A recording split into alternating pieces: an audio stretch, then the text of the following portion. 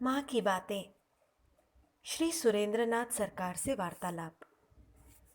एक बार मैं 3 सप्ताह तक कलकत्ते में था। बाग बाजार में माँ के घर जाकर उनका दर्शन और प्रणाम करने के बाद बोला, माँ, कुछ दिन कलकत्ता में रहूँगा। यहाँ तुम्हारे दर्शन का नियम है, सप्ताह में मात्र 2 दिन। यदि अनुमति हो तो मैं बीच बीच में आऊँगा। माँ, आओगे क्यों नहीं? जब भी सुविधा होगी आओगे, मुझे खबर दोगे। मैंने एक दिन जाकर माँ से कहा, माँ, मुझे तो शांति नहीं मिलती।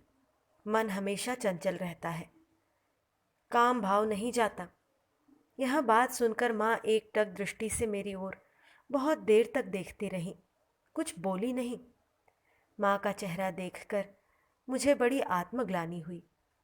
मैंने माँ से क्यों यह बात कही। उनकी चरण धूलि लेकर मैं श्री मास्टर महाशय के घर गुरु प्रसाद चौधरी लेन में गया। मास्टर महाशय की चरण धूलि लेकर बोला, आपने ठाकुर की बहुत पद सेवा की है। मेरे सिर पर जरा हाथ फेर दीजिए, सिर गरम है। उन्होंने कहा, यह क्या, आप माँ की संतान हैं, माँ आपसे बहुत स्नेह करती हैं, फिर आप मेरे पास क्यों याचना करते हैं? क्या माँ ने आप पर कृपा दृष्टि नहीं की? मैं, हाँ, बहुत देर तक दृष्टिपात किया था। मास्टर महाशय, तब फिर क्या है? सदानंदे सुखे भासे श्यामा यदि फिरे चाय। यदि श्यामा माँ व्यक्ति पर दृष्टिपात कर दे तो वह आनंद सागर में गोता लगाता है। 3 बार खूब आवेग भरे कंठ से उन्होंने यह बात कही। माँ के बहुत देर तक मुझे देखने का अर्थ तब मेरी समझ में आया। मैं शांत हो गया। ऐसा लगा मानो माँ ने अपनी कृपा दृष्टि का अर्थ समझाने के लिए ही मास्टर महाशय के पास भेजा था।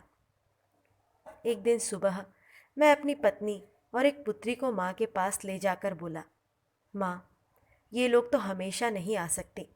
ये लोग आज सारा दिन तुम्हारे पास ही रहेंगी। मैं शाम को आकर इन्हें ले जाऊंगा। माँ, अच्छा, ठीक तो है। मेरी पत्नी के मांग में सिंदूर नहीं था। स्त्री भक्तों में से किसी ने पूछा, अजी, तुम्हारे मांग में सिंदूर क्यों नहीं है? यह बात सुनकर माँ ने कहा, तो उससे क्या हुआ? उसका इतना अच्छा पति साथ में है, उसने सिंदूर नहीं लगाया तो क्या हुआ?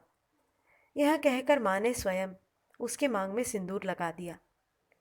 मेरी पत्नी के मन में आया, माँ यदि अनुमति दे तो उनकी पद सेवा करूं।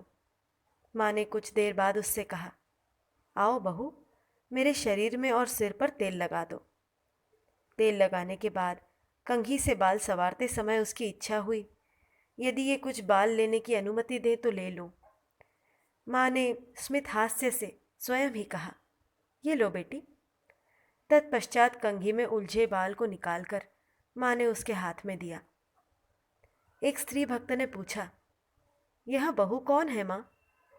माँ, रांची में सुरेन रहता है, यह उसकी स्त्री है। ठाकुर पर सुरेन का अगाध विश्वास है। उस दिन माँ उसे लेकर गंगा स्नान को गई। हम लोग जो गमछा कपड़ा माँ के लिए ले गए थे, ब्रह्मचारी लोगों ने उसे बहुत से नए कपड़ों के बीच में रख दिया था, लेकिन माँ उन सब के भीतर से हमारा दिया कपड़ा और गमछा निकालकर गंगा स्नान करने गई। गंगा स्नान कर घाट के ब्राह्मण को माँ ने एक पैसा देकर कहा, बहू को चंदन लगा दो। भोजन के बाद पत्नी को अपने पत्तल से निकालकर प्रसाद दिया और भोजन के बाद विश्राम के समय उसे पैर दबाने को कहा।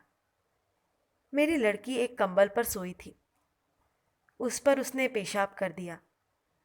मेरी पत्नी जब उसे लेकर धोने चली तो माँ ने उसके हाथ से उसे लेकर स्वयं धो लिया। पत्नी के यह पूछने पर कि माँ तुम क्यों धोओगी, माँ ने उत्तर दिया, क्यों नहीं धोऊंगी, वह क्या मेरे लिए पराई है? शाम को जब मैं उद्बोधन ऑफिस गया तो वहाँ केवल उपेन बाबू थे। सुना बाकी सभी लोग विवेकानंद सोसाइटी के उत्सव में गए हैं।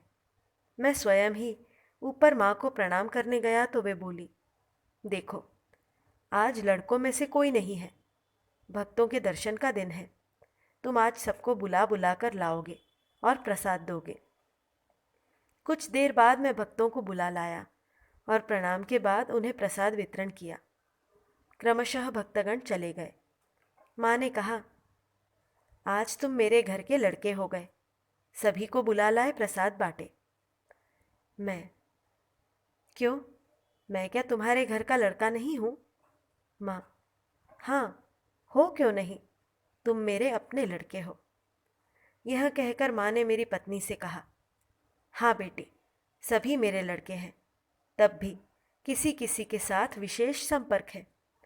उसके साथ मेरा विशेष संपर्क है, देखती नहीं हो, वह हमेशा आता जाता है, एकदम अपना है। उसके बाद हम लोगों को प्रसाद और पान देकर माँ ने मेरी ठुड्डी पकड़कर स्नेह से कहा, अब डरने की कोई बात नहीं है, तुम बड़े सरल हो गए हो। तुम लोगों का यही अंतिम जन्म है। मैंने कहा, सरल होऊंगा क्यों नहीं, तुम्हारी कृपा मिलने से ही सब सरल हो जाते हैं। मेरी पत्नी माँ के लिए एक आसन बनाकर ले गई थी।